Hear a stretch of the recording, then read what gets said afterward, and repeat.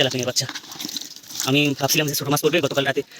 ভাই রে ভাই, টেপা বসাইলেছিলাম, দেখেন কি মাছ পড়ছে। আমার পুকুরের মাছই সবগুলো পড়ছে। আমি পুকুরে যে মাছ চাষের জন্য ছেড়ে দিচ্ছি ওই মাছগুলোই কিন্তু পড়ে গেছে টেপার ভিতর। দেখেন কতটি মাছ, এগুলো হচ্ছে সব তেলাপিয়া মাছ। তেলাপিয়া মাছ সব পড়ে গেছে আমার টেপার ভিতর কতগুলো। ও মা, মা, হায় রে আল্লাহ, এত মাছ কী করবো এখন। দেখুন এখানে কিন্তু অলরেডি 1-1.5 কেজি বাচ্চা পড়ে গেছে, তেলাপিয়ার বাচ্চা।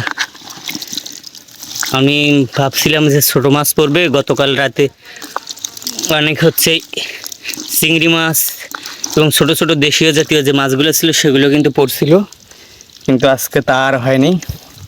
আজকে সব তেলাপিয়ার বাচ্চাগুলো পড়ে গেছে টাপার ভিতর। আল্লাহ গো, জানি না এখন এগুলো বাঁচবে কিনা।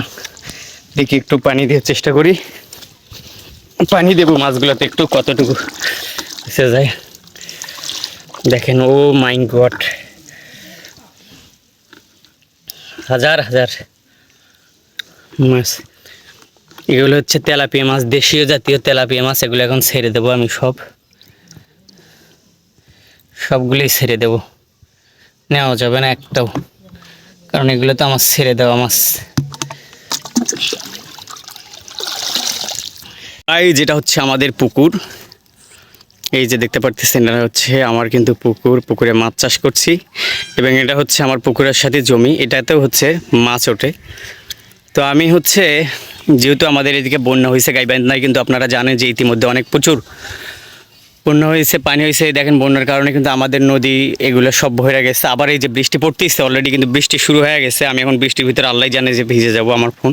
এই যে আমি কিন্তু ট্যাপা বসাইছি এখানে, এই যে ট্যাপা বসাইছি, এগুলো আমাদের গ্রাম অঞ্চলে ট্যাপা বলে বা ঢিয়াল বলে। দেখি এখানে আমি কতগুলো মাছ পাই, এগুলো আপনাদেরকে দেখাবো ইনশাআল্লাহ সবাইকে। আমার ট্যাপা কিন্তু এই লাইন দিয়ে অনেকগুলো ট্যাপা বসানো আছে, ইতিমধ্যে অনেক ট্যাপা বসানো আছে।